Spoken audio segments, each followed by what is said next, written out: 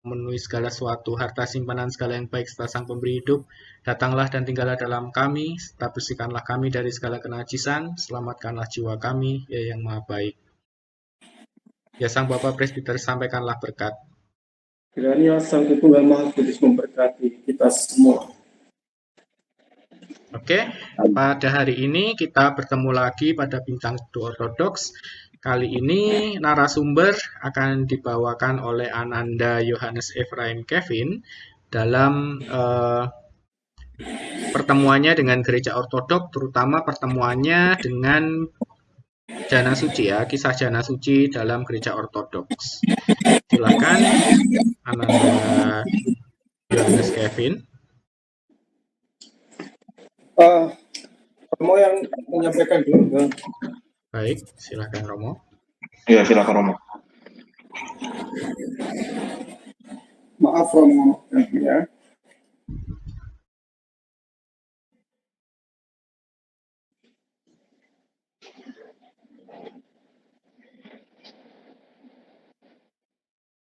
Assalamualaikum warahmatullahi wabarakatuh. Waalaikumsalam. Saudara-saudara dan yang mempunyai kesempatan untuk bertemu dalam Google Meet ini, dalam gereja mula-mula kita mengenal orang suci. Orang suci di dalam gereja itu menunjukkan bahwa kita ini memiliki kesempatan ambil bagian di dalam kehidupan Kristus. Nah, ketika kita melihat saudara-saudara kita di agama tertentu, mereka ada penggambaran tentang orang suci, dikabarkan di kepala itu ada gambar seperti Sina dalam bentuk lingkaran. Atau orang di dalam pengertian mereka, tetap oleh karena itu kita harus memahami bahwa sebenarnya kenyataannya di dalam gereja atau kekristenan juga mengenal istilah orang suci. Dalam gereja mula-mula, saya akan ngomongkan sampaikan. Orang suci atau mereka yang disebut suci itu pada dasarnya tidak melebihi sucian atau kemahasucian Allah. Jadi harus dipahami dari awal bahwa yang maha suci itu adalah Allah sendiri. Dikatakan di dalam Imamat 11 ayat 44. Itulah Yehova Allahmu, maka haruslah kamu menguduskan dirimu dan haruslah kamu kudus sebab aku ini kudus. Dan janganlah kamu menajiskan dirimu dengan setiap binatang yang mengeriap dan merayap di atas bumi. 19 ayat 2. Berbicaralah kepada segenap Israel dan katakanlah kepada mereka, kuduslah kamu sebab aku Tuhan Allahmu kudus. Dan beberapa ayat yang lain di dalam Imamat juga dikatakan, kamu harus menguduskan dirimu. Kuduslah kamu sebab akulah Tuhan Allahmu kudus. Manusia menjadi suci. Dan suci melalui apa? Melalui kesucian, melalui ikut ambil bagian di dalam kekudusannya Allah. Kekudusan adalah anugerah Allah akhirnya yang diberikan Allah kepada manusia melalui karya Roh Kudus. Usaha manusia mengambil bagian dalam usaha untuk hidup dalam kekudusannya sangat diperlukan, tetapi pengudusan itu sendiri adalah karya dari Tritunggal. Jadi, kalau kesucian itu diraih oleh manusia, maka itu pada akhirnya bukan kesucian atau suci yang sejati. Suci yang sejati itu manakala itu berasal dari Sang Maha Suci itu. Melalui apa? Melalui karya Yesus Kristus yang dinyatakan dalam peristiwa inkarnasi, dalam penderitaan, penyaliban, dan kebangkitannya. Dan secara terus-menerus kita ini atau manusia yang dianggap suci atau manusia yang disebut suci itu mengambil bagian di dalam kehidupan melalui kehidupan Yesus Kristus dan melalui persekutuan dengan Roh Kudus. Dalam Tesalonika pasal 2 ayat 2 Tesalonika 2 ayat 13 sampai 14. Mohon dibacakan sebentar. 1 Tesalonika atau 2 Tesalonika, Romo? 2 Tesalonika, maaf Romo, lari karena ada hujan. 2 Tesalonika ayat pasal 2 ayat 13 sampai pasal 13 sampai 14. 2 Tesalonika 2 ayat 13 sampai 14 ya. Ya. Saya akan bacakan, akan tetapi kami harus selalu mengucap syukur kepada Allah karena kamu, saudara-saudara yang dikasihi Tuhan, sebab Allah dari mulanya telah memilih kamu untuk diselamatkan dalam roh yang menguduskan kamu dan dalam kebenaran yang kamu percayai. Untuk itulah Ia telah memanggil kamu oleh Injil yang kami beritakan, sehingga kamu boleh memperoleh kemuliaan Yesus Kristus Tuhan kita. Jadi pada intinya, kekudusan itu adalah ikut ambil bagian dalam kehidupan Kristus. Sekarang kategori orang suci. Melalui karya Tritunggal, semua orang Kristen dapat disebut orang-orang kudus. Terutama di dalam gereja awal atau gereja mulai mengalami misteri penyatuan dalam baptisan suci. Prosesnya ya. Dalam nama Tritunggal, mereka menerima dalam misteri Krisma serta selalu berpartisipasi dalam Ekaristi atau sakramen atau misteri perjamuan suci. Inilah yang dikatakan Rasul Paulus ketika menulis kepada gereja-gereja yang dia kunjungi, memanggil semua orang yang dia sebut sebagai orang kudus. Efesus pasal 1 ayat 1, 2 Korintus pasal 1 ayat 11. Mungkin bisa dibacakan. Gimana, Romo? Ayatnya?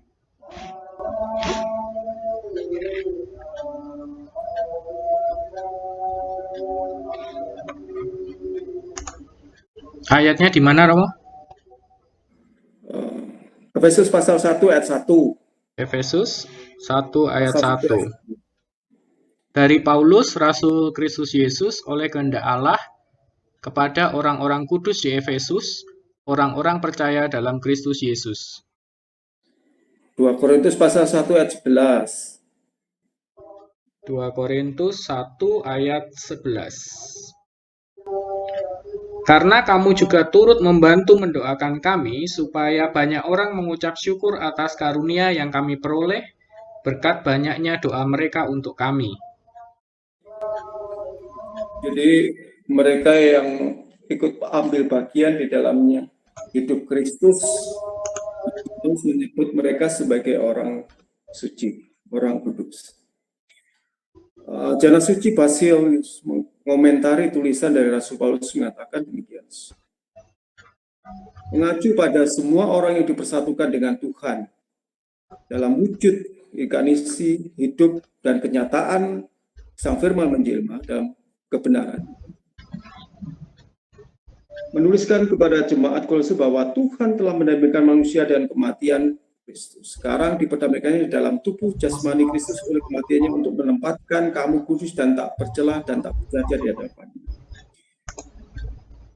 Demikianlah pandangan secara umum siapa yang disebut sebagai orang suci, siapakah pria atau wanita serta anak-anak yang mungkin disebut orang suci oleh gereja saat ini.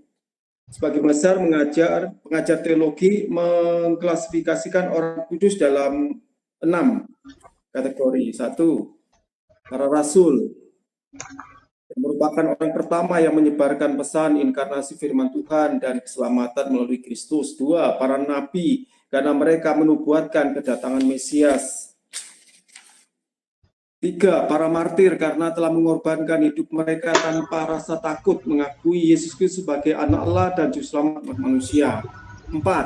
Para bapa dan pemimpin gereja yang sangat baik dalam menjelaskan dan mempertahankan dengan kata-kata dan perbuatan iman Kristen.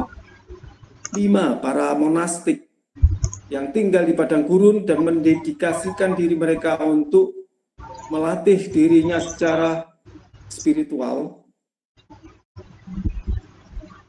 untuk mencapai sejauh mungkin untuk mencapai kesempurnaan di dalam Kristus. 6.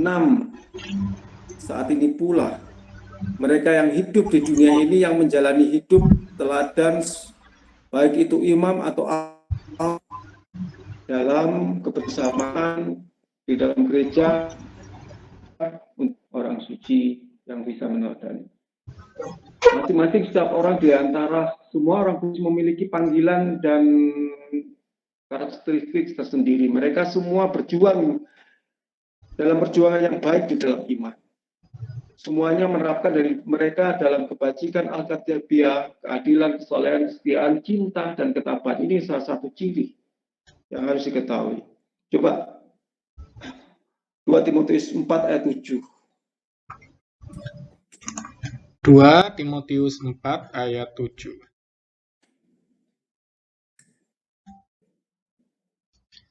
2 Timotius 4 ayat 7, aku telah mengakhiri pertandingan yang baik, aku telah mencapai garis akhir, dan aku telah memelihara iman. 1 Timotius 6 ayat 11 sampai 12.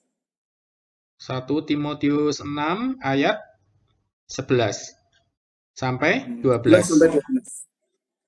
Tetapi engkau, hai manusia Allah, jauhilah semuanya itu, kejarlah keadilan, ibadah, kesetiaan, kasih, kesabaran, dan kelembutan. Bertandinglah dalam pertandingan iman yang benar, dan rebutlah hidup yang kekal. Untuk itulah engkau telah dipanggil, dan telah engkau ikrarkan ikrar yang benar di depan banyak saksi. Ya, sedemikian inilah ukuran kesempurnaan sebagai orang suci di dalam iman Kristen. Jadi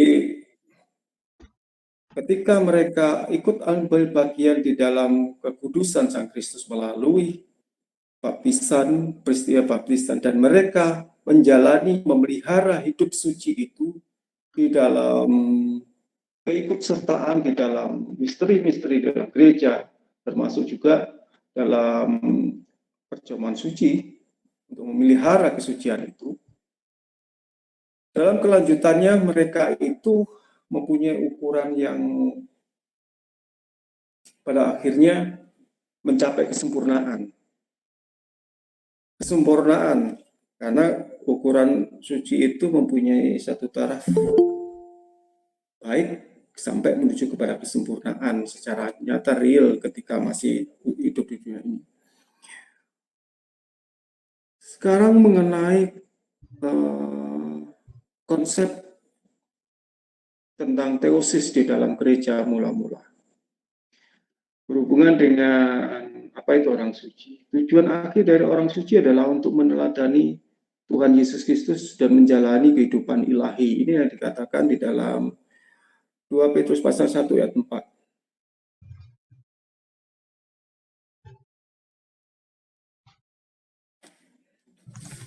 2 Petrus 1 ayat 4.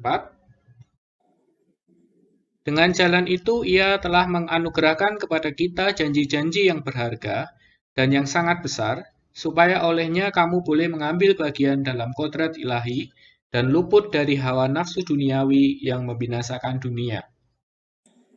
Ketika kita menjadi orang Kristen dan kita ini percaya kepada Kristus, panggilannya adalah hidup suci. Ketika kita memulai kesempatan ikut ambil bagian dalam kehidupan suci di karya Allah melalui kehidupan Sang Kristus itu, maka kita memiliki potensi untuk mencapai kesempurnaan kesucian kita. Kesempurnaan kesucian kita itulah ambil bagian dalam kehidupan ilahi di dalam Sang Kristus dan melalui Sang Kristus saja. Ketika kita terluput dari dunia dan kita ada di dalam kehidupan Kristus, maka itu dikatakan kita terpisah. Dalam istilah kudus, kita itu sudah terpisah di dalam kehidupan dari dunia ini. Maka ketika kita hidup di dalam Sang Kristus, maka kita secara potensial, kita disebut sebagai orang suci, dan kita harus meraih kesucian secara sempurna itu melalui ikut ambil bagian dalam partisipasi kehidupan di dalam Kristus, yaitu di dalam tubuh Kristus gereja tentunya.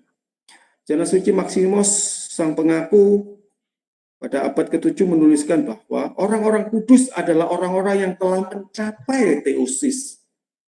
Mereka telah menyadari perkembangan jiwa yang tidak wajar dari keadaan dosanya dan mencoba untuk menjalani cara hidup yang alamiah, artinya sebelum jatuh dalam dosa, dan meraih kesempatan untuk menjalani kehidupan semakin sempurna, yaitu hidup sesuai dengan yang diciptakan pada awal waktu itu. Sebelum jatuh dalam dosa, berpaling dan selalu memandang kepada Tuhan sehingga mencapai kesatuan total dengan Tuhan melalui Roh Kudus. Tentang teologi 7.73. Dapat dinyatakan di sini bahwa para orang suci pertama-tama adalah sahabat Allah. Ya, ini perjalanan. Kedua, melalui kesalehan yang tulus, ketaatan mutlak kepada Tuhan, menyenangkan Dia, oleh karena telah disucikan baik dalam jiwa maupun raga, dan kemudian dimuliakan di dunia ini. Ketika mereka telah diterima di pangkuan Tuhan setelah mereka dalam kehidupan kekal. Keempat, banyak dari mereka diberi rahmat atau bantuan untuk melakukan mukjizat, baik sebelum keberangkatan mereka dari dunia ini dan setelah mereka setelah mereka meninggal. Mereka telah khusus untuk berdoa, bersyafaat bagi mereka yang hidup di dunia ini dan berjuang dalam perjuangan baik untuk kemuliaan Tuhan, kesempurnaan sendiri di dalam Kristus. Syafaat ini muncul dari kenyataan bahwa mereka juga merupakan bagian dari persekutuan orang suci. Mereka berbagi doa, pekerjaan baik dengan dan ada intinya konstan antara yang dimuliakan di surga, Kristen yang hidup di dunia ini. Kenapa demikian? Karena mereka ini telah menyatu di dalam tubuh Kristus. Kita yang di dunia ini adalah tubuh Kristus secara misteri, yang disebut gereja ini adalah yang sedang berjuang. Mereka yang di tempat di mana Allah menempatkan para kudusnya adalah gereja yang ada satu sinergi, ada satu hubungan, ada satu panggilan dari kita untuk saling mengingat. Nah, berhubungan dengan apa yang akan kita dengar kesaksian dari Ananda Yohanes, kalau kita melihat ada banyak gambar atau ikon di dalam gereja ortodoks, orang-orang suci, baik itu patriark, nabi, di situ ada nabi, ada para rasul yang seperti tadi yang sudah saya sebutkan tentang kategori orang suci tadi, banyak. Kemudian tentu saja Yesus sendiri, Bunda Maria, baik orang awam dan semuanya itulah kenyataan panggilannya, dan orang Kristen itu panggilannya itu suci, dan suci itu dapat diwujudkan ketika suci secara sempurna dapat diwujudkan dalam hidup di dunia ini. Maka sarana itu sudah jelas, yaitu dalam kehidupan gereja. Nah, oleh karena itu panggilan coba dibacakan di dalam Ibrani pasal 13 ayat 7. Ibrani pasal 13 ayat 7. Ingatlah akan pemimpin-pemimpin kamu yang telah menyampaikan firman Allah kepadamu, perhatikanlah akhir hidup mereka dan contohlah iman mereka. Nah, inilah kalau terkait dengan kehidupan para jana suci, para martir, mereka, para bapak gereja, para nabi yang ikut ambil bagian dalam kehidupan Kristus.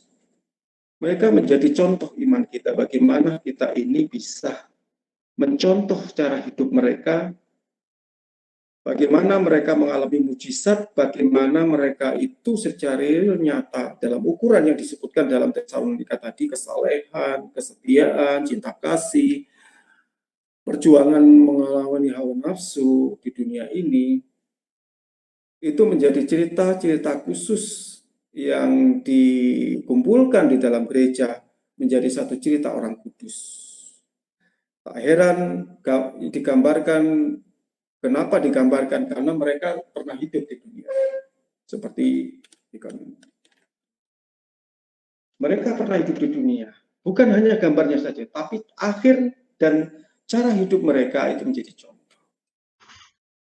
Nah, berhubungan dengan itu, kehidupan mereka yang konstan melalui kesucian cara hidup mereka, ini menjadi sarana untuk menegaskan, untuk meneguhkan setiap orang yang belajar mengenal Yesus Kristus dan yang benar. Tidak hanya melalui berkata saja disebut ketika dia pintar berteologi, tetapi dia berteologi, bercerita tentang Allah dalam wujud hidup secara nyata. Sehingga tak heran teologi dalam wujud praktek hidup kesucian secara real dalam wujud jasmani itu ditangkap mereka yang tidak cukup mengerti secara logika mungkin untuk menangkap tentang apa itu Allah, apa itu kesucian, apa itu kesalahan yang digambarkan, menggambarkan Allah yang salah, Allah yang suci, Allah yang lemah lembut. Penampilan orang suci yang diceritakan dalam cerita Sinaksarion itu menjadi satu berita bagi setiap orang.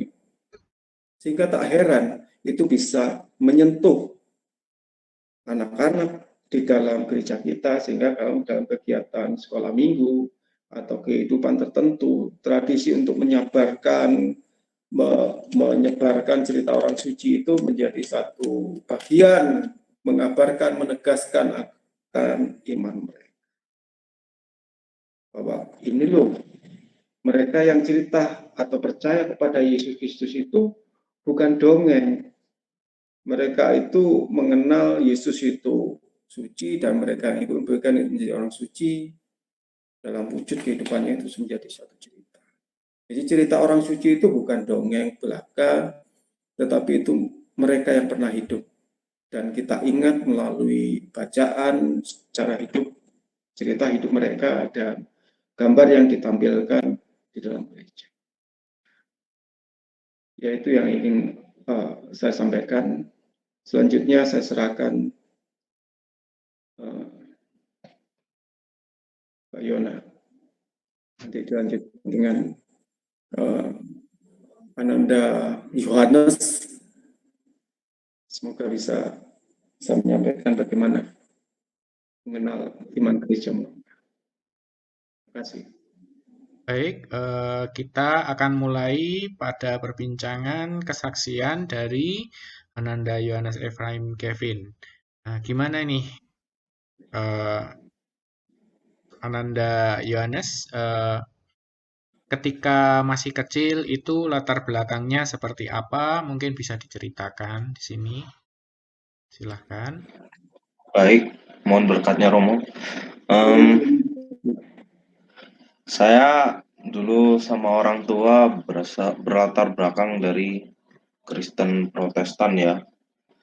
Terus kemudian saya waktu kelas 2 SD itu saya mengenal iman ortodoks itu ya dari orang tua saya.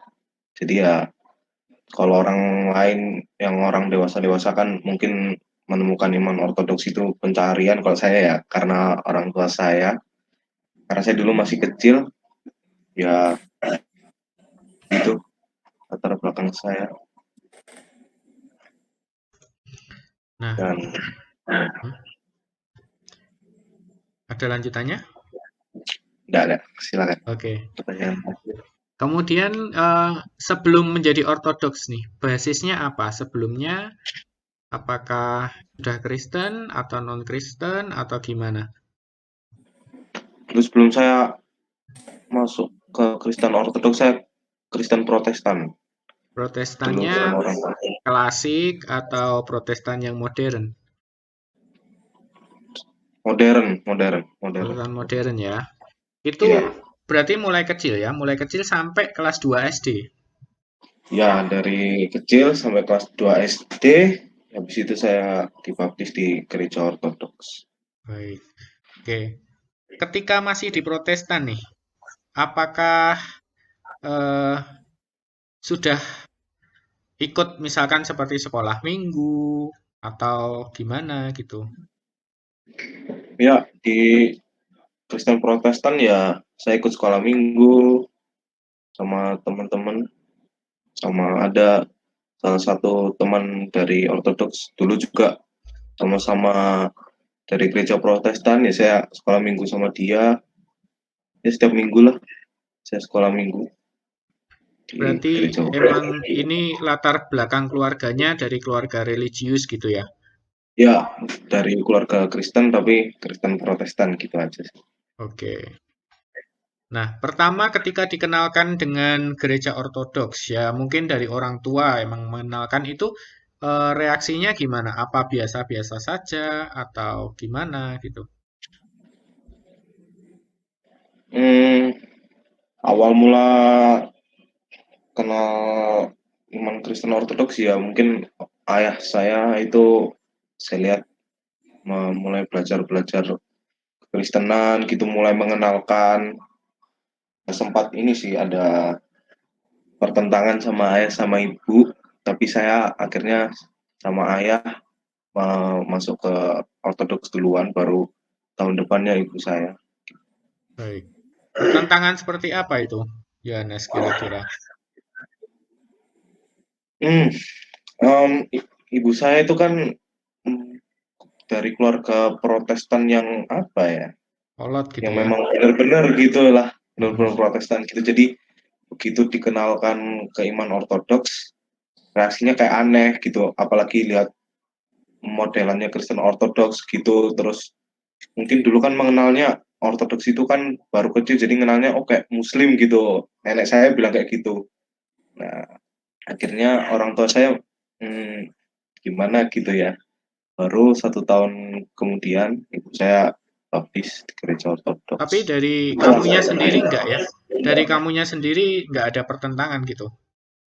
Em, nggak ada sih ya, karena saya masih kecil waktu itu, jadi saya melihat oh gereja Ortodoks begini begini begini. Ya mungkin pro mama atau pro papa gitu.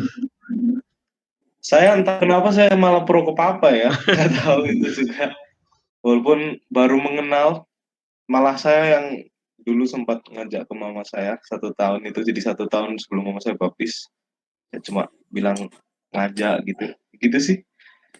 Sekarang Berarti itu ngajak mama waktu 2 SD? kan papa kan juga sering ngomong iman Kristen Ortodoks di rumah, terus mulai ada argumen sama mama, terus saya bilang udahlah ikutlah ke Kristen Ortodoks, karena saya kan udah mendengarkan kisah-kisah dari ayah saya akhirnya oh begini iman Kristen yang benar gitu ya, saya ikut kan, akhirnya saya mengajak mama saya gitu. Nggak takut itu ngajak waktu ngajaknya. Gimana ya, mungkin karena Posisinya masih ngajak anak orang kecil tua ya. gitu, jadi saya nggak ada takut, cuma ngajak gitu aja sih. Dengan Ya polosnya ya. nggak polosnya gitu aja, nggak ada takut oh gimana gitu sudah Oke. langsung. Terus reaksi Ya mama waktu itu gimana? Itu terjadi sering atau gimana? Mengajaknya sering atau enggak sih, saya mungkin cuma sekali 2 kali aja, habis itu ya sudah, ya reaksi mama ya ya cuma diiyakan aja gitu, habis itu ya kira tahun berikutnya sih baptiskan diri. oke. Nah, Terus kira-kira ketika tahun berikutnya itu, ketika mama baptis, eh, apa yang kamu rasakan dari hal itu?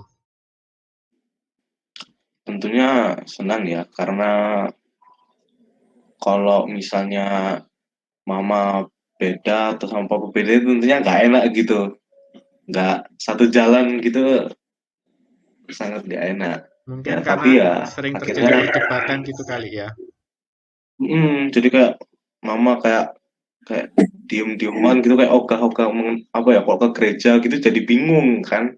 Yang papa ke ortodoks, mama masih keke sama protestannya. Nah, jadi orang tuh juga kayak gimana gitu. Nah, setelah baptis ibu saya, ya saya disuruh ini diem aja waktu itu hampir setahun, 2 tahun, 3 tahun lah.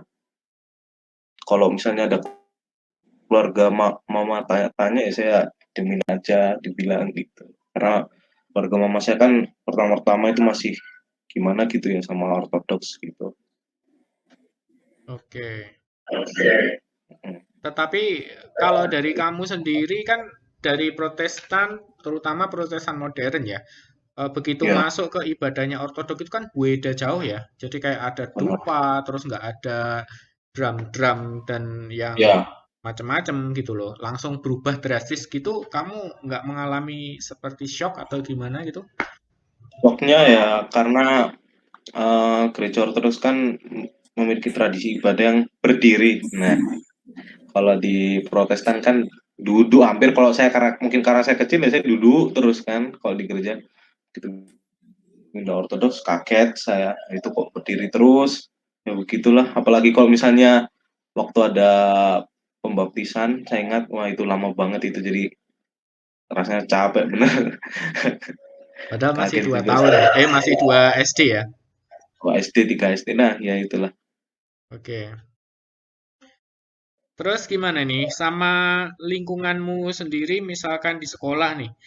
Apakah kamu ya berdoa secara ortodoks seperti itu, membuat tanda salib atau seperti apa? Kemudian gimana reaksi teman-temanmu yang ada di sekolah gitu? Gimana ya kalau saya SD di SD Kalam Kudus ya SD Kristen jadi saya kalau berdoa itu kayak secara ortodoks itu kan bikin tanda salib itu kayak masih jarang gitu loh gimana ya Oke. masih gitulah ada kayak Canggung sungkan lah mungkin ya. SMP Iya. saya ya kalau SMP saya pindah ke sekolah Katolik nah ya jadi saya udah memberanikan diri buat tanda salib meskipun teman-teman lihat loh kok kamu ini Katolik apa bukan kok tanda salibnya dari kanan ke kiri ya, saya jelaskan saya ortodoks ortodoks itu begini begini begini oh jadi saya teman-teman saya juga banyak yang tahu gitu tentang iman ortodoks ya saya juga nggak perlu gimana nggak perlu sembunyi-sembunyi juga karena Katolik kan juga buat tanda salib, saya juga Ortodoks buat tanda salib, jadi ya saya melakukan saja. Tapi Nggak mereka sembunyi-sembunyi. notice ya, mereka notice sendiri atau kamu yang bilang, ah, saya ini ortodok gini-gini, atau mereka memperhatikan kamu loh, tanda salibnya kok beneran kebalik atau gimana gitu. Biasanya kan orang nggak perhatian. Teman-teman itu teman-teman itu perhatian waktu misalnya makan siang kan kita hadap-hadapan gitu kan, bentuk lingkaran apa gimana gitu. Nah itu saya buat tanda salib. Saya kan memang kalau di sekolah saya itu agamanya itu cuma Kristen atau Katolik gitu aja kan. Nah, saya itu pilihnya Kristen dan teman-teman tahu saya pilih Kristen lah begitu. Misalnya makan siang gitu atau yang enggak kumpul banyak-banyak misalnya saya doa itu saya bikin tanda salib kan. Teman saya lihat pertama kok saya bikin tanda salib dan kedua kok tanda salibnya berbeda gitu. Nah, akhirnya ditanya lah dari situ. Kamu ini sebenarnya Kristen apa Katolik? Nah, tapi kok Katolik tapi kok beda tanda salibnya begitu. Ya, saya akhirnya jelaskan pelan-pelan ortodoks itu gini gini gini mereka banyak yang tahu lah saya ortodoks gitu. Oke. Ini yang penting, ini yang sering banget mungkin kita juga alami. Ketika kita sebagai orang ortodok baru gitu ya, di suatu lingkungan kita baru, kemudian banyak teman-teman yang tidak ngerti tentang ortodoks. Nah, jawaban apa sih yang menurutmu itu penting pertama kali untuk dikatakan? Kan kita nggak mungkin kasih tahu semua tentang ortodok pada saat itu ya. Tapi yang paling penting yang kamu katakan saat itu tuh apa? Maksudnya kayak iman ortodoks itu apa ya? Mm-mm. Um, saya bilang saya Kristen ortodoks dan teman-teman bingung ya saya cuma jelaskan dulu awalnya kekristenan itu satu saya kan menjelaskannya dengan pandangan ortodoks ya jadi saya bilang iman gereja Ortodoks, iman Kristen itu dulu satu. Lalu tahun 1054 terjadi perpecahan antara Barat dan Timur, sehingga yang Timur menyebut dirinya Ortodoks dan yang Barat menyebut dirinya Katolik Roma. Udah, saya jelaskan itu aja. Kalau mereka ada tanya lanjut ya saya jelaskan lebih lanjut lagi. Itu. Itu taraf SMP ya, Yohanes ya? Taraf SMP ya, saya juga baru masuk SMA juga ya. Jadi Ya belum ada dipikir sama interaksi. teman-temannya kok sampai hafal tahun-tahunnya gitu ya. Waduh, karena ya orang tua saya tuh, apalagi papa kan baca buku, Ya. saya tanya-tanya cerita-cerita ya, jadi ya sebagian besar hafal lah ya. Oke. Dari teman sendiri, apakah ada yang tertarik gitu? Maksudnya lebih menggali dalam atau cuma sepintas, oh gitu, gitu doang. Gimana tuh reaksinya saat itu? Aduh, ada yang cuma saya jelaskan yang tadi itu iman kekristenan awal terus pecah, oh dia bilang oh gitu, terus ada yang tanya sampai gimana sih tata ibadahnya, terus habis itu saya kasih tunjuk foto gereja-gerejanya. Nah, terus ada ini yang teman SMA saya yang juga teman SD saya. Nah, itu saya ceritakan gereja Ortodoks bagaimana. Nah, dia tertarik juga sih. Oh, gitu tak. Sampai pengen ke gerejamu gitu. Kalau saya bilang ya silakan, tapi ya yang perlu kamu ketahui gereja Ortodoks nggak ada kursi loh ya. Ibadahnya berdiri, jadi siap-siap aja kalau mau ke gereja Ortodoks. Dia bilang oh iya gitu. Jadi ya begitulah. Ya, itu Cuma mungkin sedikit yang mau apa tahu banyak. apa itu teman akrab gitu, teman sahabat karib gitu? Enggak, yang mau tahu lebih banyak ini kan ceritanya saya masuk SMA. Mm, Nah, masuk SMA itu ternyata ada teman SD saya yang jadi teman SMA saya juga gitu. mm. Kalau teman-teman yang lain cuma sekedar tahu aja ortodoksi bagaimana, bentuk gerejanya bagaimana, isi gerejanya bagaimana gitu aja sih.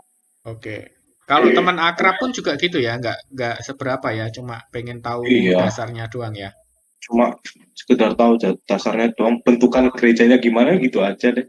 Mm. Soalnya teman-teman nggak terlalu gimana ya, mungkin belum kritis ya tentang iman kekristenan, jadi ya cuma oh gitu ya sudah, itu Hmm. ya nggak lanjut lagi gitu lah.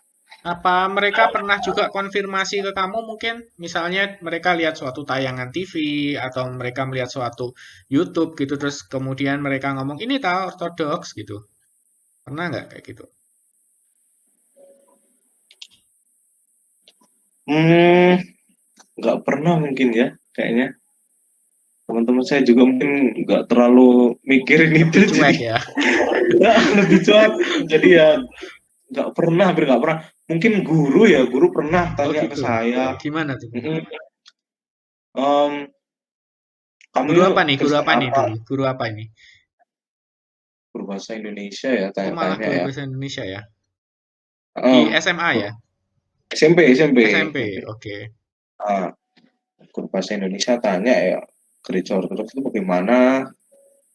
Ya cuma tanya-tanya, hampir kayak siswa gitu aja Kok sih. gurunya pertama bisa tahu dari mana?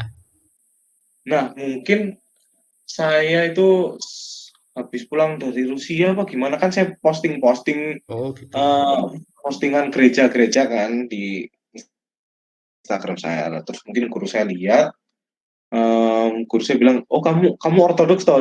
Mau mulai percakapannya, "Kamu Ortodoks toh?" Terus Ortodoks itu gimana? Kamu tahu Ortodoks gimana ya? Saya ceritakan dari ayah saya.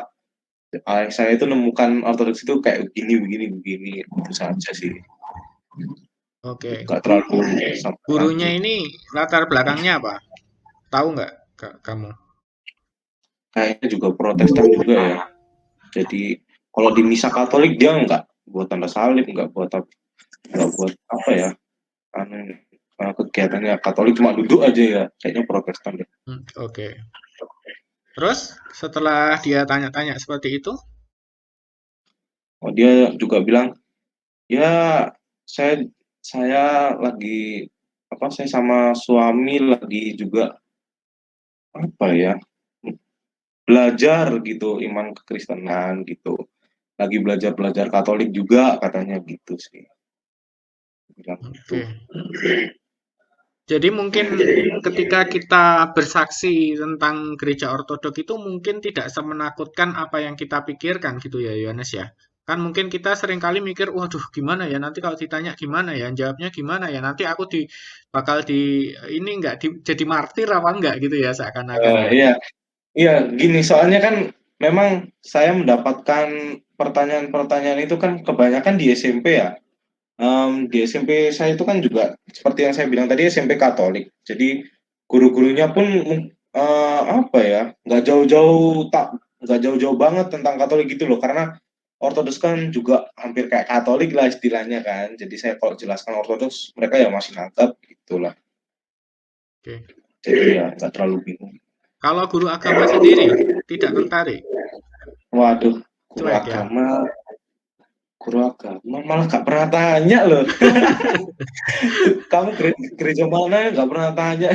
Oke. Gitulah, tapi nggak tahu dia tahu apa enggak sih dulu. Di pelajarannya sendiri, di pelajaran agama sendiri sampai di SMA, apakah pernah menyinggung tentang gereja ortodoks?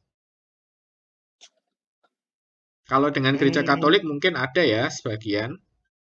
sedikit banget ya mungkin. Apalagi kalau saya sekarang kan di SMA ngambil ini ikut yang Kristen, jadi kumpulnya sama anak-anak Protestan gitu sih. Mm-mm. Tuh. Maksudnya dalam Jadi pelajarannya, Yohanes, dalam pelajaran kurikulumnya mungkin ada sejarah gerejanya, mungkin bersinggungan dengan ortodoks atau sama sekali kemarin nggak ada. kemarin waktu Zoom pelajaran Kristen ya dijelaskan ada dua apa ya istilahnya tokoh Kristen gitu yang apa ya berpengaruh kah apa gimana, satunya Martin Luther, satunya Santo Polikarpus Uskup Smyrna. Kan saya kaget gitu kan, padahal ini kan pelajaran Kristen Protestan gitu, saya kaget loh. Polikarpus Uskup Smyrna udah ada santonya, ini anak-anak apa nggak bingung gitu kan, padahal ini kan Kristen konteksnya, apalagi uh, anak-anak semua itu pasti Protestan gitu kan. Ya, Bingung ini gurunya sebenarnya gimana gitu, gitu aja sih kalau di SMA ya. oke. Berarti mungkin disinggung tapi dikit banget ya. Dikit banget ya, cuma disinggung oh Santo Polikarpus Uskup Smyrna, langsung saya wow, ternyata kok bisa gitu masuk ke materi gitu. Iya. Oke. Terus itu tadi kan ke lingkungan yang Kristen ya, Kristen sama Katolik ya, dengan teman-teman Kristen dan Iya. Katolik. Bagaimana dengan teman-teman yang non-Kristen, non-Katolik gitu? Apakah ada pertanyaan dari mereka atau mereka misalkan bilang, oh ini sebetulnya sorry to say kayak Islamisasi atau apa gitu, ya, Kristenisasi atau gimana? Temen saya yang non Kristen itu sangat jarang ya. Apa maksudnya kayak misalnya Buddha, Hindu itu nggak ngurus gitu. Kalau yang Muslim mungkin cuma sekedar tahu oh Kristen Ortodoks yang dari Rusia ya atau yang dari daerah Timur Tengah gitu aja sih. Itu pun teman-teman saya yang udah agak dewasa. Kalau yang umur saya ya nggak begitu ngurus ya. Nggak tahu Oke. sih. Tapi mereka nggak ini ya, nggak menggali-gali ya. Meskipun yang temen yang sudah lebih dewasa itu mungkin mereka nggak gali seperti apa sih, bener nggak sih seperti Islam atau seperti apa gitu. Nggak ada saya pertanyaan-pertanyaan gitu. Gimana ya? Nggak pernah saya diajak ngomong sampai dalam tentang Kristen Ortodoks itu, mungkin karena juga kita masih sedikit ya apa ya, masih minoritas banget di Indonesia, jadi kayak orang belum tahu banget gitulah, hanya sekedar tahu aja mereka itu dari internet, Iya, baik, baik.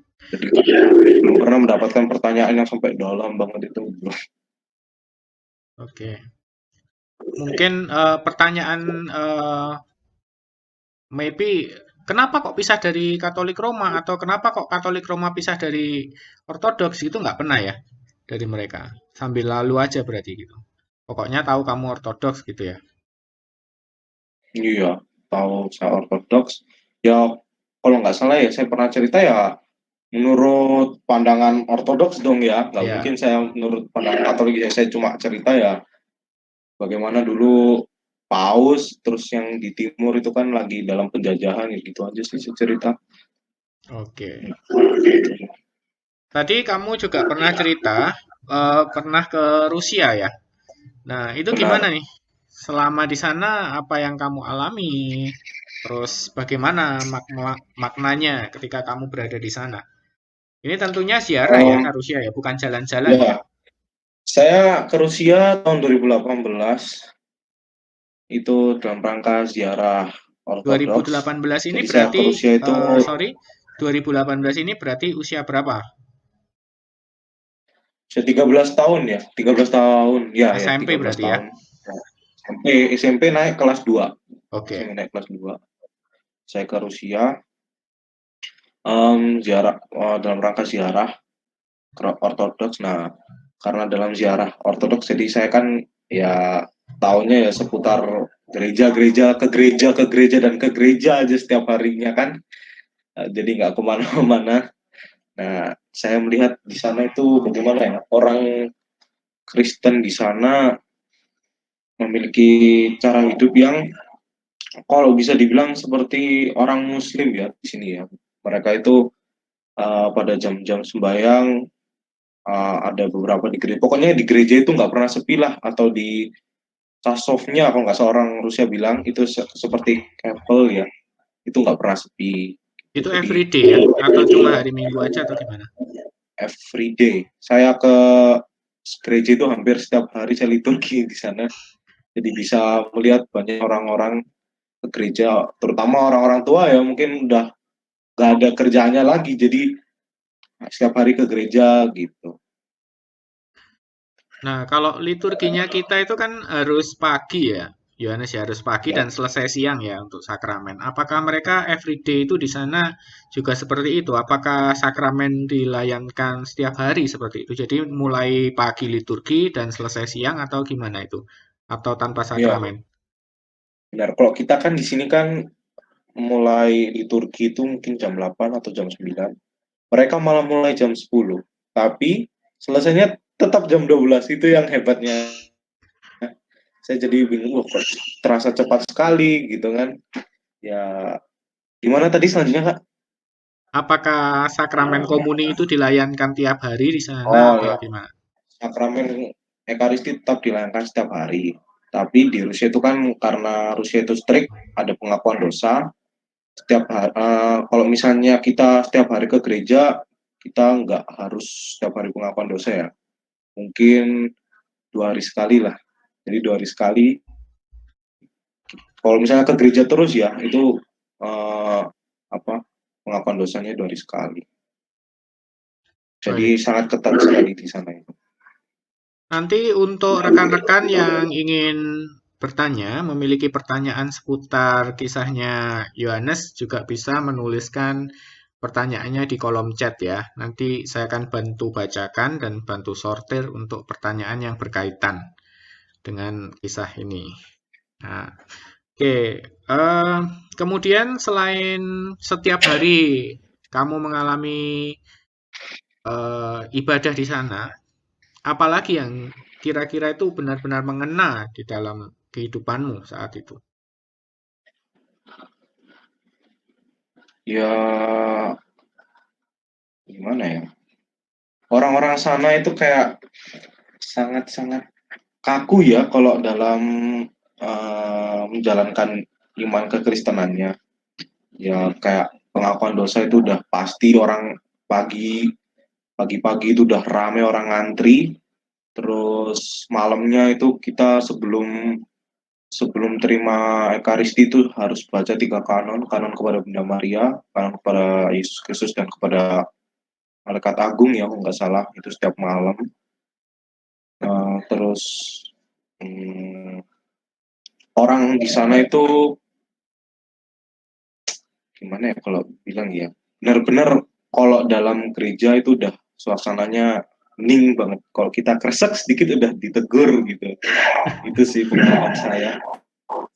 Ya, jadi benar-benar karena setiap hari ke gereja jadi ya benar-benar istilahnya kayak gimana ya, kayak sampai saya itu memiliki rasa takut gitu ya, aduh saya jangan sampai berbuat dosa gitu.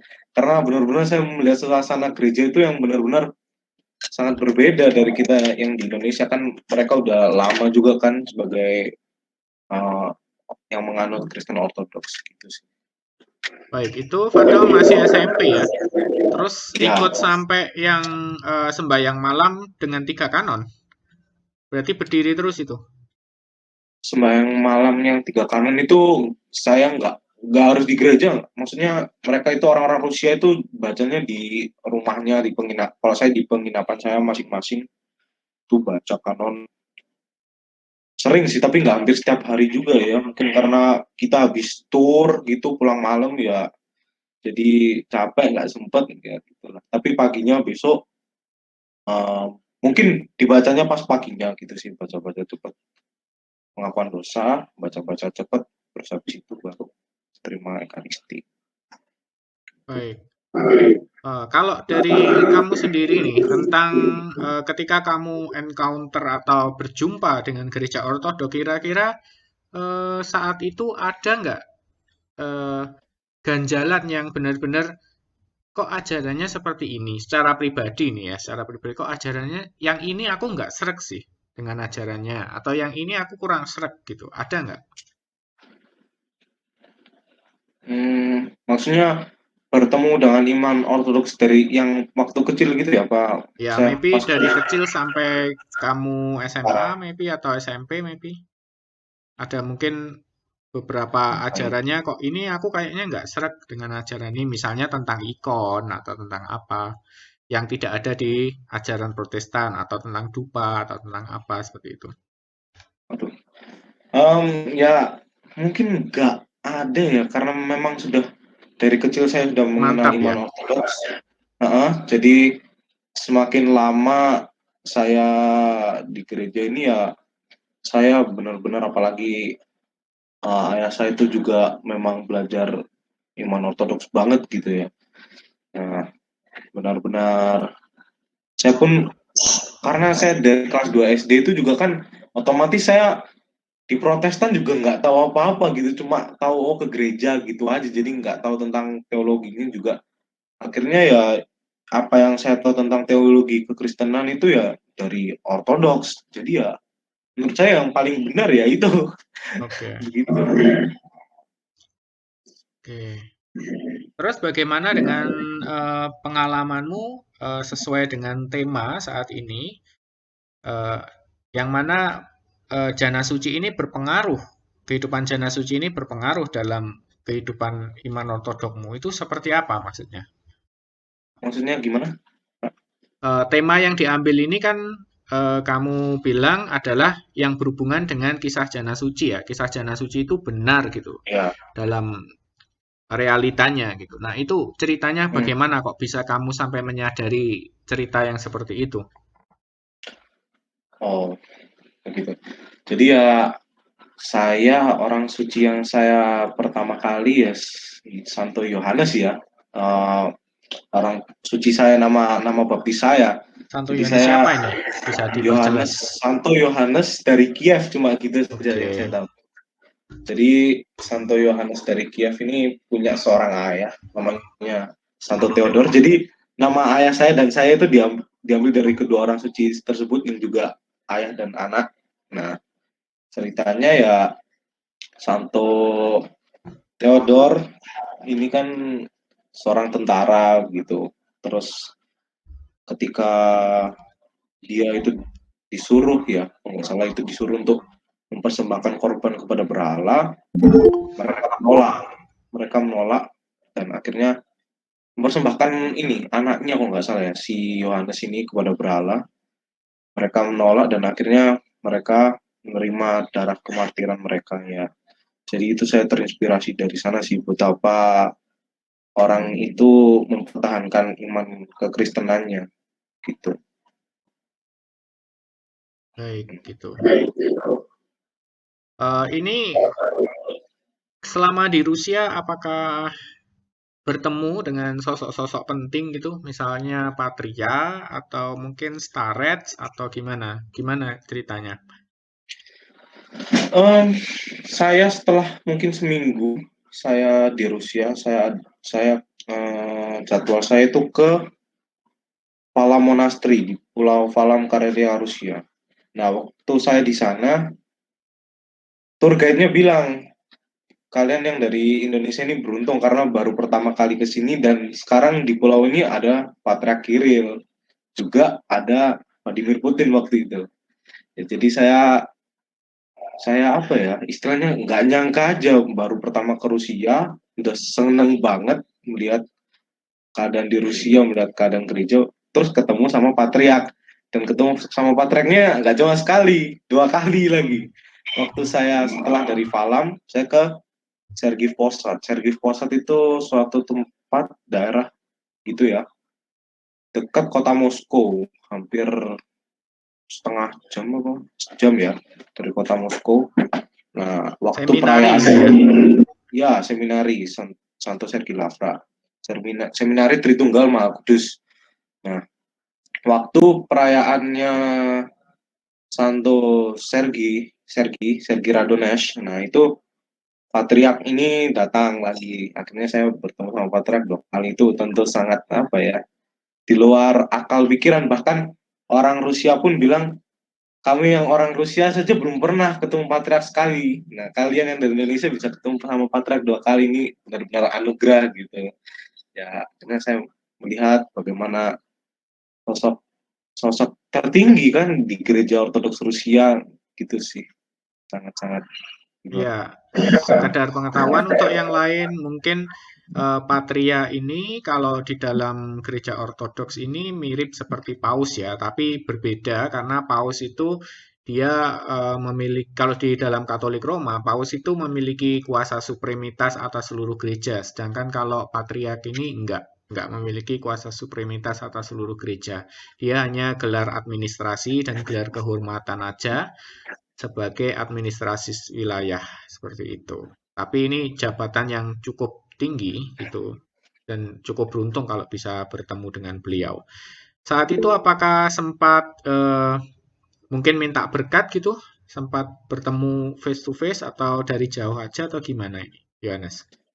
Karena namanya juga Patriark yang datang, jadi jumlahnya sangat banyak dan saya coba nyempil di tengah-tengah banyak orang untuk minta perjamuan, kan kesempatan juga nih bisa dikasih ekaristi sama Patriark langsung, tapi ya tetap nggak bisa karena yang bisa perjamuan di Patriark itu cuma anak kecil sama orang tua, jadi saya dialihkan ke Romo, tapi ya nggak apa-apa Kamu kan ya. masih anak kecil. Waduh, anak kecil umur 30 tapi badan saya udah nggak kayak anak kecil mungkin ya. Jadi saya dialihkan sama apa ya, diakonnya gitu buat ke uskup satu lagi apa ke Romo gitu. Jadi ya nggak sempet, tapi ya nggak apa-apa, namanya juga tubuh Kristus itu tetap sama kan, walaupun Ya, siapapun yang kasih itu. Iya. iya.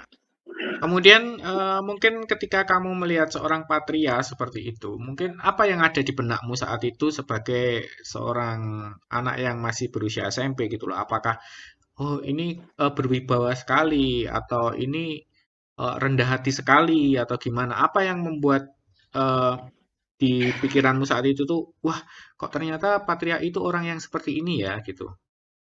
Ada? Ya, ya, saya sih melihat Patriark itu sangat berwibawa sekali ya. Saya cuma bisa lihat Patriark itu sebelumnya di YouTube, ya gitu aja lah. Begitu lihat Patriark, ya bangga gitu, kagum gitu melihat Patriark. Terus apalagi dengar cerita dari ayah saya yang merupakan juga Romo. Waktu itu ayah saya kan juga dipanggil ya ke dalam altar, lalu dalam altar itu berbincang-bincang sama Patriark Kiril. Nah, dari situ diceritakan, oh Patriark Kiril ini orangnya ternyata begini. Oh, jadi saya, wow, Ya, sangat ternyata beruntung begini ya. gimana Yohanes? Kita juga pengen tahu, ternyata begini gimana? Ngomongnya lembut gitu katanya bapak saya gitu. Itu sih. Pak Oke. terakhir ini orangnya kita kan tahu orang Rusia itu terkenal pelit senyum ya. Tapi kalau udah di gereja nggak ada namanya pelit senyum. Kita senyum semua adalah pokoknya di gereja itu. Keluar Itu gereja baru orangnya mukanya jadi datar-datar semua. itu kayaknya cuma tampilan luar aja, hatinya lembut Oh, biasanya. iya, iya, iya benar. Jadi di gereja ortodok itu banyak yang tampilannya kayak sangar-sangar gitu ya, tapi ternyata hatinya lembut-lembut semua Iya, gitu. Oke. Terus kemudian ini berarti waktu itu Papa udah jadi presbiter ya? iya. Jadi Udah. waktu Mhm. itu papa saya Februari 2018 ditahbis menjadi presbiter dan bulan Julinya itu saya ke Rusia gitu, sama papa saya. Apakah waktu di Rusia itu kamu juga melakukan kunjungan-kunjungan ke yang tempat-tempat suci, misalnya tempat relik atau tempat apa? Nah, itu waktu di sana kayak gimana itu keadaannya? Banyak ya. Saya waktu ada di kota kecil namanya Uglitz itu saya ke tempat reliknya Pangeran Romanov kalau nggak salah. Tapi ya nggak begitu rame karena kota kecil. Nah yang rame ini waktu saya di Saint Petersburg. Waktu saya mengunjungi makamnya Santa Xenia dari Petersburg itu gimana ya? Padat banget orang-orang di sana berebut doa untuk berdoa, berebut berkat dan romonya. Gitu bahkan saking gak cukupnya gereja itu orang memutari kapel kecil itu. Gitu sih. Ada kapel tempat petinya Santa Xenia. Itu sih. Iya. Eh, kalau saya nggak salah ingat ya, waktu kamu ke Rusia itu, waktu ke Sergei Posad ya, kalau nggak salah itu reliknya Saint Sergei lagi dibuka ya, lagi. Benar, Nah, itu. benar sekali. Gimana Jadi tuh? waktu itu hmm, antrian panjang banget. Apalagi banyak turis Sergi Posat itu nggak pernah sepi dari turis, banyak banget orang ngantri di situ demi bisa cium reliknya Santo Sergi dan kita yang dari Indonesia dapat tiket lah istilahnya langsung dimasukkan ke dalam, beruntung sekali itu bisa melihat langsung bagaimana petinya dibuka, kita mencium apa yang dalam peti itu, nggak langsung ke mayatnya Santo Sergi tapi kan ada kainnya, kita cium di situ. Kemudian setelah cium reliknya Santo Sergi, kita ke bagian dari agak dalam dari gereja itu. Nah, di situ kita melihat banyak sekali relik-relik dari para jana suci ya. Yang terutama itu yang jana suci Stefanus, martir pertama. Itu di situ kan ada reliknya, relik tangannya. Saya pikir itu berada di daerah Yunani apa di mana, ternyata di Rusia. Saya kaget juga waktu itu. Ternyata ada di situ dan ya sudah saya cium ikonnya ya sambil cerita-cerita juga ke papa, oh ternyata ada di sini gitu. Saya pikir di mana gitu. Beruntung banget ya, pas Ya semuanya pas gitu. Ketemu Patria semuanya pas, buka relik iya, Santo Sergi pas. iya, terus juga yang Santo itu yang tadi itu Santo siapa Stefanus sih, saya sebelum-sebelumnya cuma lihat dari YouTube gitu aja, terus ternyata lu ketemu di sini juga.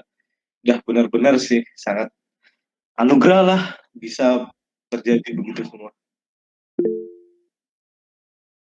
Oke.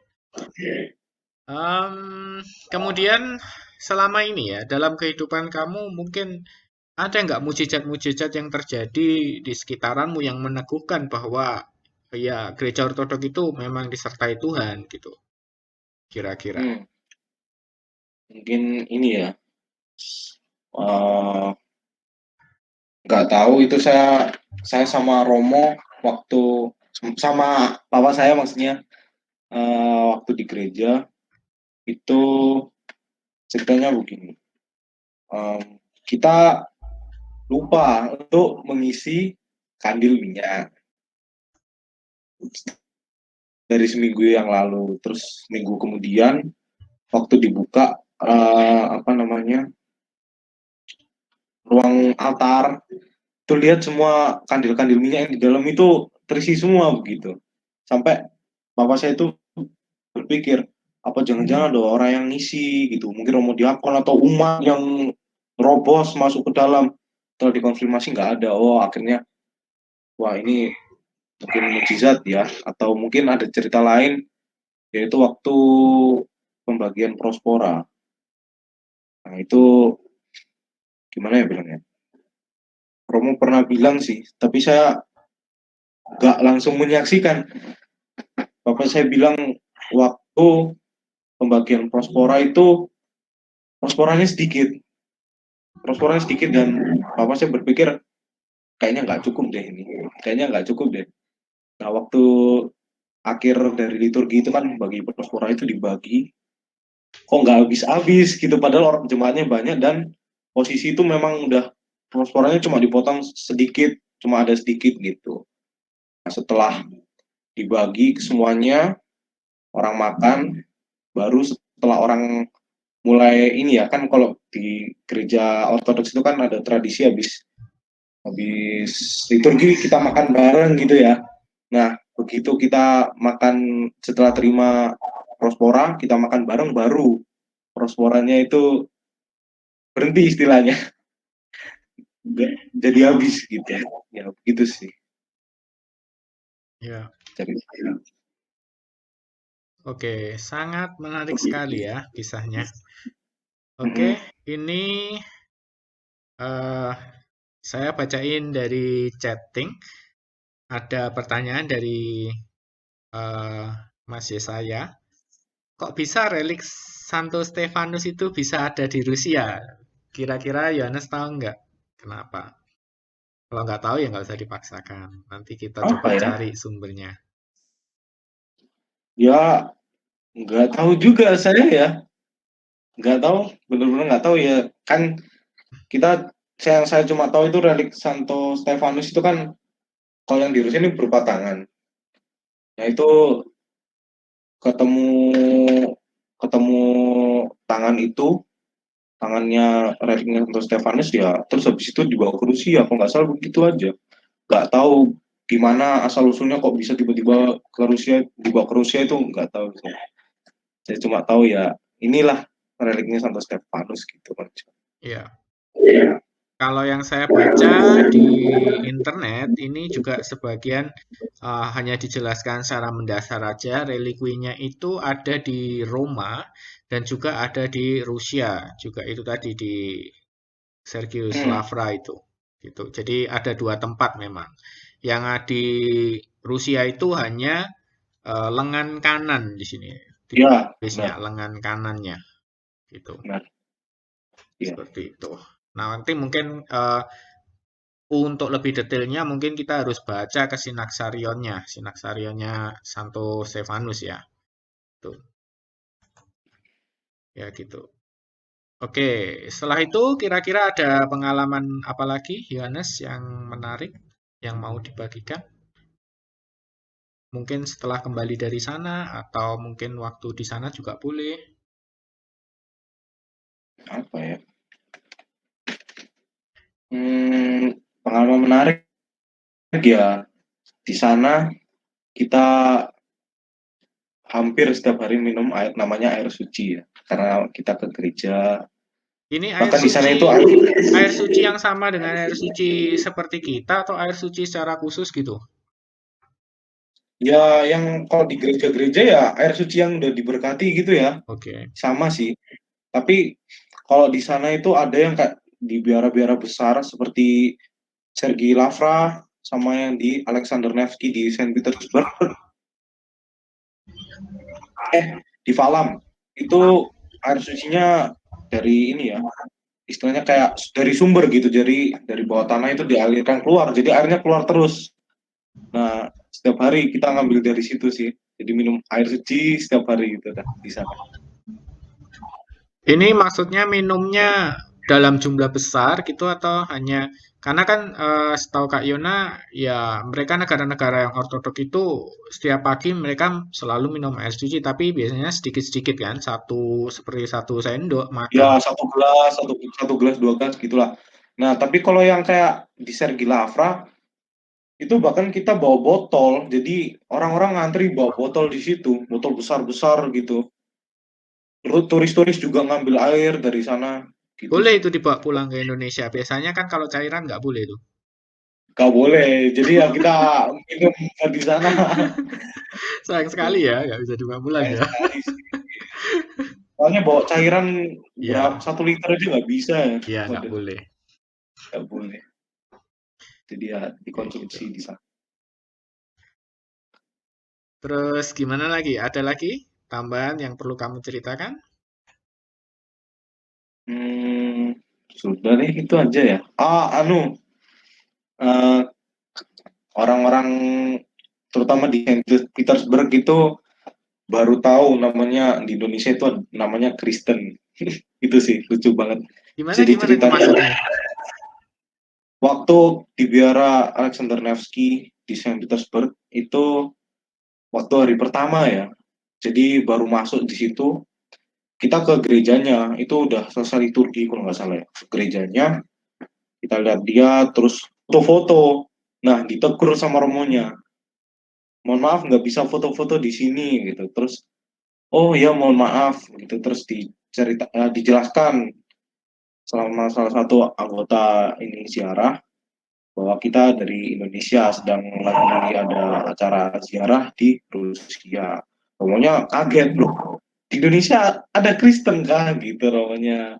Ada Kristen. Terus mereka bilang, ini kita Kristen gitu. Oh langsung romonya, oh begitu begitu langsung akhirnya besok diajak untuk ambil Ekaristi di Biara Alexander Nevsky gitu.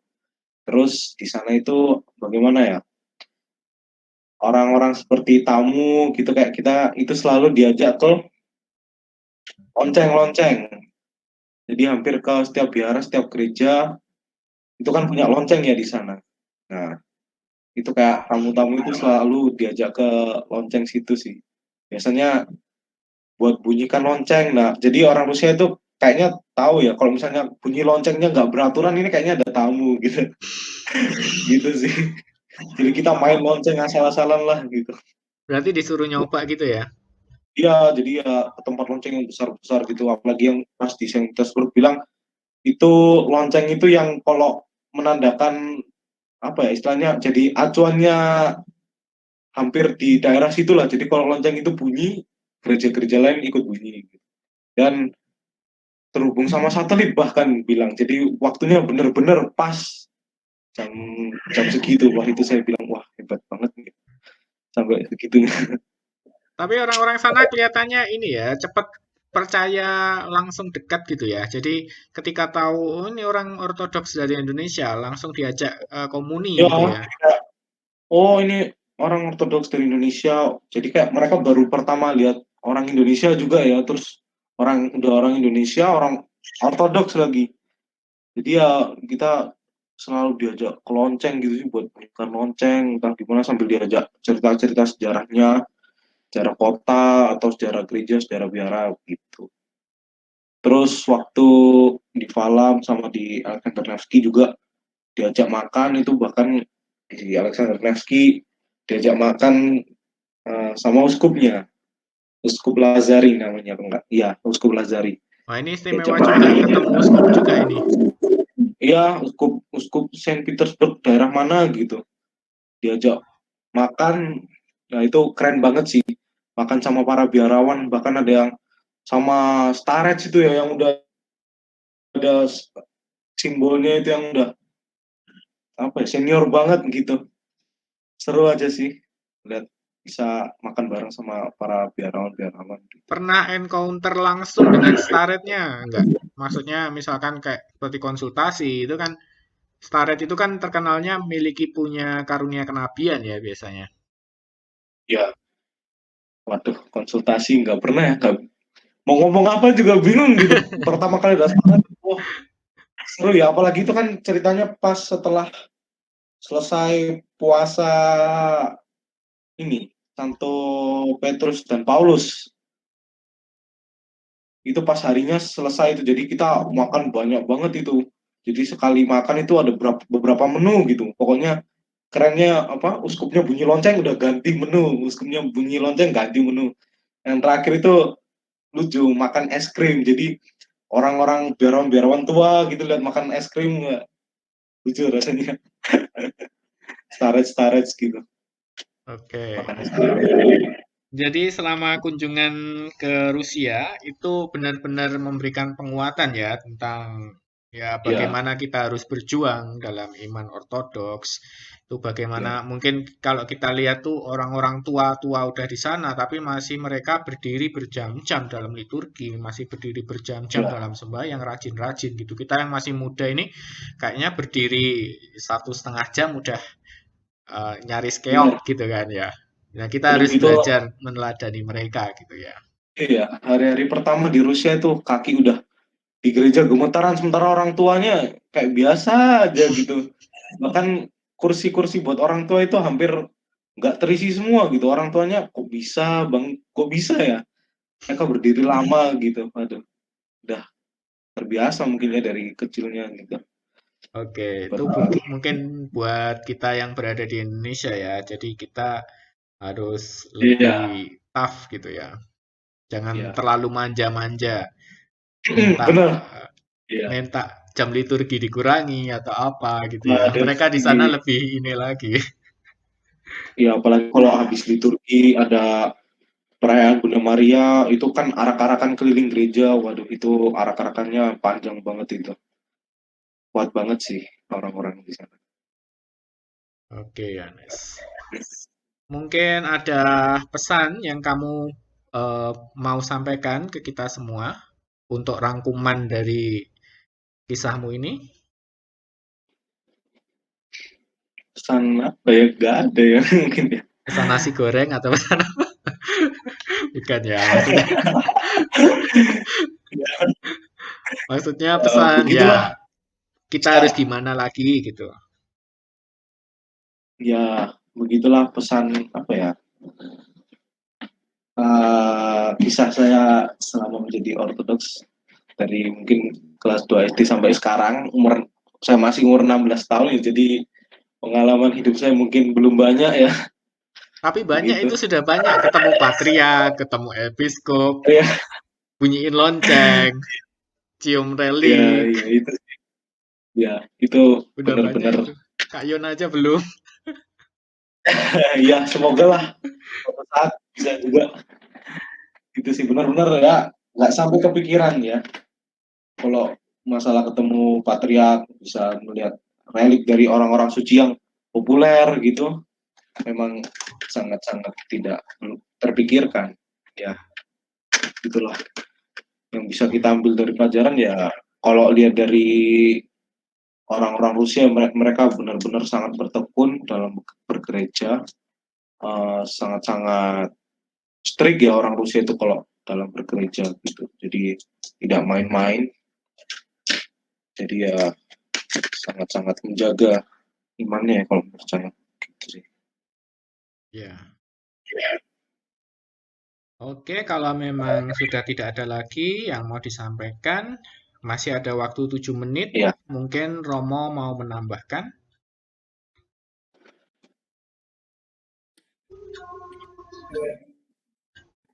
Mungkin ada yang ingin bertanya, masih kita kasih kesempatan Ya, sebelum kita tutup. masih ada Khusus waktu yang sekitar 6 menit. Ephraim, Ananda Ephraim, sehubungan dengan pengalaman mengenal atau memiliki pengalaman secara langsung dengan orang suci.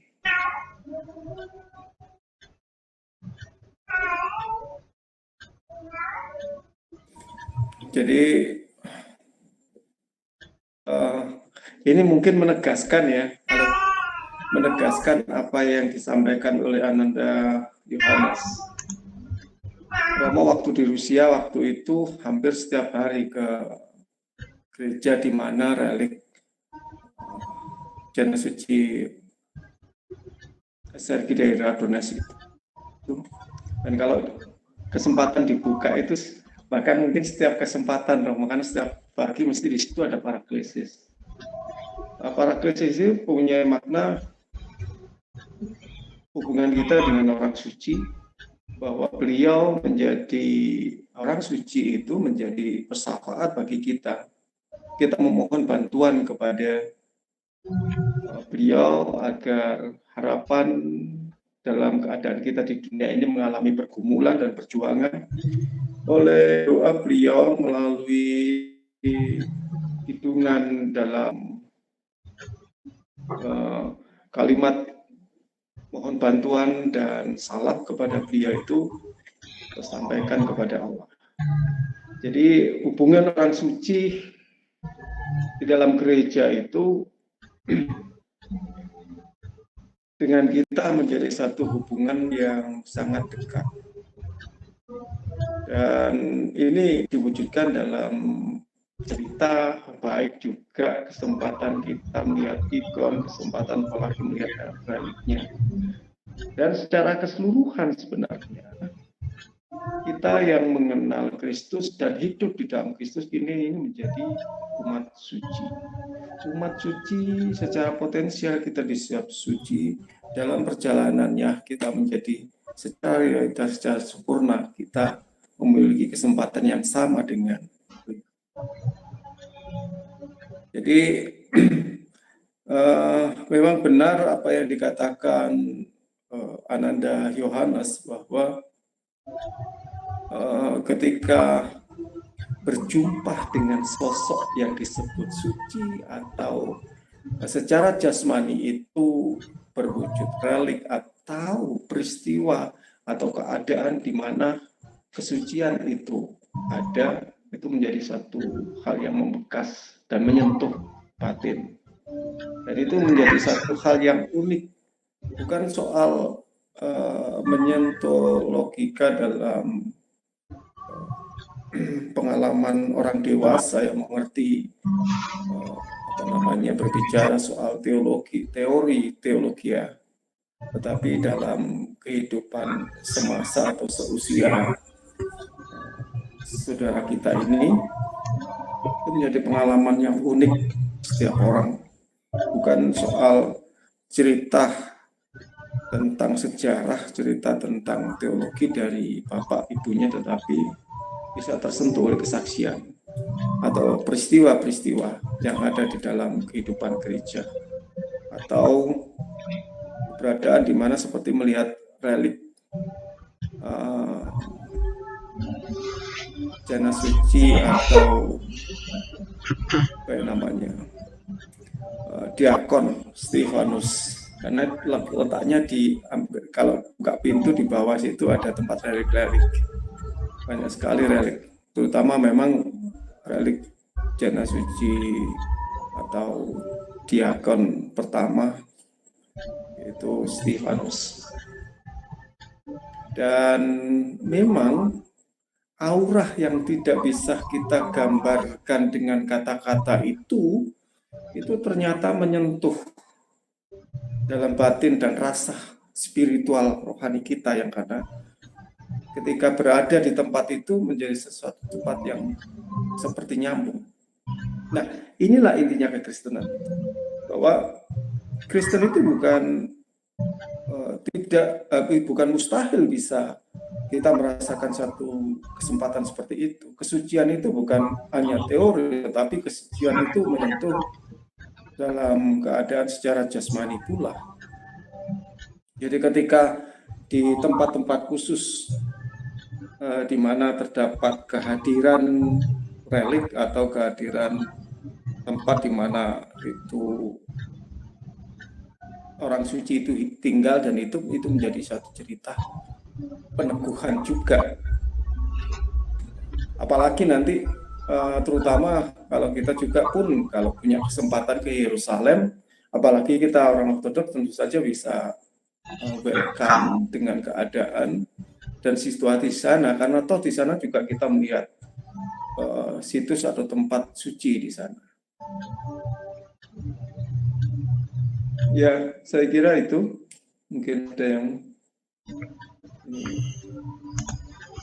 baik, karena waktunya juga sudah jam 8.30 tepat, maka mungkin kita tutup aja kalau sudah tidak ada pertanyaan lagi dan tidak ada yang perlu disampaikan. Nanti mungkin kalau ada pertanyaan lebih lanjut bisa menghubungi Romo Ireneus Wiwit ya. Ada Instagramnya ya Romo ya. Iya, ada. Eh, minta Instagramnya Romo saya ketik di chat supaya nanti kalau ada orang baru bisa menghubungi Romo. Indonesian Orthodox garis bawah itu ROC. Garis bawah ROC. Indonesian Orthodox garis bawah ROC ya. Ya. Oke, itu dari Instagramnya Romo Irens. Untuk pertanyaan lebih lanjut, lebih mendalam, nanti bisa menghubungi Romo Iren. Gitu. Terima kasih ini untuk Saudara Yohanes yang baru bergabung dengan kita. Nanti boleh secara pribadi kontak ke WA Romo Iren, ke Saudara atau Kak Yona, boleh. Ya. Oke, kita tutup Romo? Boleh? Ya, boleh kita tutup. Oke. Di sini ada Ibu Taksiarsi, ada Pak Irinius. Ada enggak? Tadi ada. Mohon bisa. Ada Ibu Taksiarsi. Ya, ada. Apakah masih aktif? Mungkin di unmute dulu, Bu.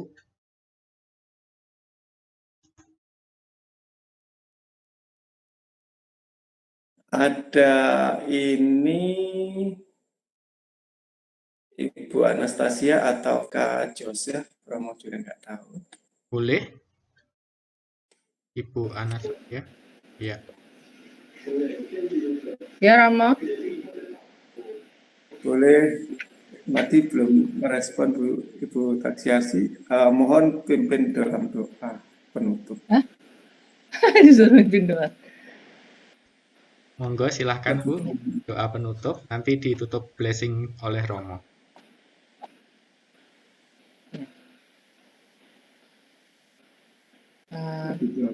Mari kita berdoa bersama. Bapa kami di surga, dikuduskan namamu, datanglah kerajaanmu, jadilah kehendakmu di bumi seperti surga, berikanlah kami hari ini makanan kami secukupnya, ampunilah kami akan kesalahan kami, seperti kami juga mengampuni orang yang bersalah pada kami, dan jangan bawa kami dalam pencobaan, tapi lepaskanlah kami dari si jahat. Karena banyak berjuang kuasa kemuliaan Sang Bapa, Sang Putra, Sang Roh, selalu tasman segala abad. Amin. Amin. Monggo, mohon doa Romo. Kiranya Sang Tritunggal Maha Kudus memberkati saudara-saudara pada saat ini dan kiranya menyertai kehidupan dan perjalanan hidup iman Bapak. Amin. Oke, terima kasih atas kehadiran saudara-saudari semua, Bapak Ibu yang sudah hadir pada acara Bincang Teduh Ortodok kali ini. Kita akan lanjutkan acara Bincang Teduh Ortodok ini 2 minggu yang akan datang pada hari Jumat pada jam yang sama dengan narasumber yang berbeda. Demikian, selamat malam dan terima kasih.